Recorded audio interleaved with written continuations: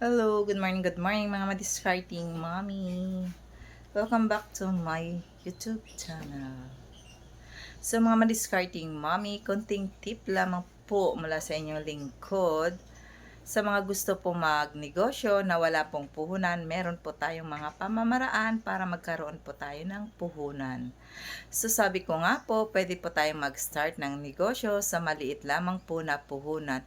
Worth 500 pesos po, pwede po tayong makapag-start ng maliit na negosyo sa ating bahay muna. Magsisimula po tayo halimbawa sa pagtitinda po ng almusal, ng tanghalian, merienda, kahit sa hapunan po, depende na po sa inyong kakayahan.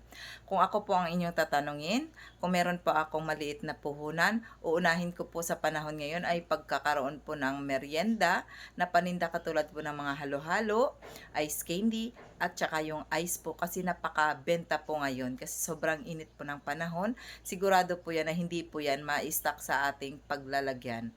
So kung ako rin po sa inyo, umpisahan nyo rin po na magtinda ng almusal, gumising po kayo ng maaga para makapag-isip ko anong pwede nyong itinda at ibenta nyo po lalo sa inyong mga kapitbahay kasi sigurado po yun na yung mga kapitbahay nyo po naghihintay lang po yun ng mga lutong ulam, lutong pagkain, lutong almusal kasi minsan mga tamad din po talaga yung ating mga madiscarding mommy magluto-luto kasi mas gusto po nila yung binibili na lang kasi minsan ang katwiran po nila kapag sa kapitbahay ang nagtitinda, mura po yung paninda, which is totoo naman po talaga.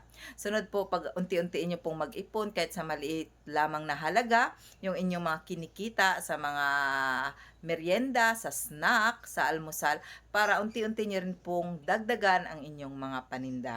Kung kayo naman po ay matapang, malakas ang inyong loob, meron po tayong mga sinasabi na pautangan. Pwede po kayong lumapit pero nasa atin po kung paano po natin dadalhin, paano po natin ipapaikot ang ating mga inutang.